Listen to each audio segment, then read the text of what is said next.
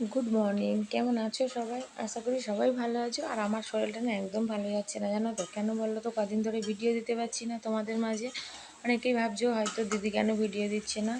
তো আমি ভিডিও দিতে একটাই কারণে পাচ্ছি না, কেন জানো তো? আমার সে পেটের যন্ত্রণা করছিল, তো ডাক্তার দেখিয়েছি, রিপোর্ট করতে বলেছিল, তো রিপোর্টগুলো তো করা হয়নি।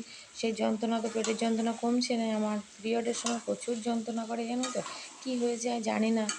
তো এটা নিয়ে একটু চিন্তায় আছি, তো তার জন্য কদিন ধরে না আমি একদম ভিডিও দিতেই পারছিলাম না। তারপরে এখন কালকে রাত্রে না আমার বর কলকাতার থেকে বাড়ি আসছে। আসার পরে বারকে বলেছিলাম একটু অল্প মাংস আনতে।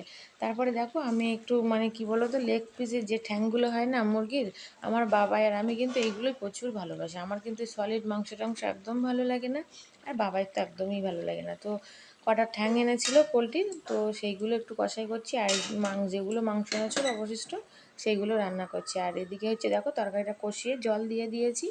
তারপরে দেখো কারেন্টের বিল এসছে, জানো তো পুজোর মুখোমুখি কারেন্টের বিল আসলে কার বলো তো রাগ হয় না।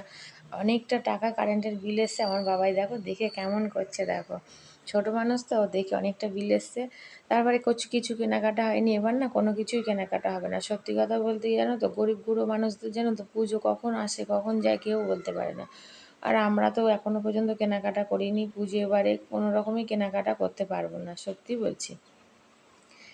তারপরে দেখো ঠ্যাংগুলো নিয়ে বসে পড়েছি। বাবা এক দু তিনটে পিস দিয়েছি আর আমি দুটো। তা সত্যি কথা বলতে কি জানো তো, আমার শরীরটা একদম ভালো নেই, তো কোনো রকমে একটা আধটা করে খাচ্ছি। আর আমার বড়মশাইয়ের দিকে তাকাচ্ছি, কেন অনেকটা কারেন্টের বিল এসছে। চিন্তা তো সবারই হয় বলো। দেখো দেখছে, বারবারই দেখছে। তারপর কারেন্টের লোকটাকে আবার জিজ্ঞাসা করলো, দাদা আমাদের কয় ইউনিট কারেন্ট উঠেছে? কিন্তু এখন কিন্তু প্রচুর দাম, জানো তো জিনিসের যেমন দাম বাড়ছে, কারেন্টের ইউনিটের দাম কিন্তু প্রচুর বাড়ছে।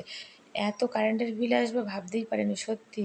কপাল যখন টলে না, তখন সব দিক থেকেই টলে, বিশ্বাস করো। এদিকে হচ্ছে পেটের রিপোর্ট করতে হবে, সেই রিপোর্টটাও করাতে পারলাম না। ডাক্তার আমাকে কি বলেছিল জানো তো, একরকম কি একটা টিউমার হয়েছিল, আর কি একটা রোগ হয়েছিল জানি না। আর বড়মশাই দেখো পোনা মাছ এনেছিল, সেটাকে রান্না করে বড়মশাইকে দিয়েছি।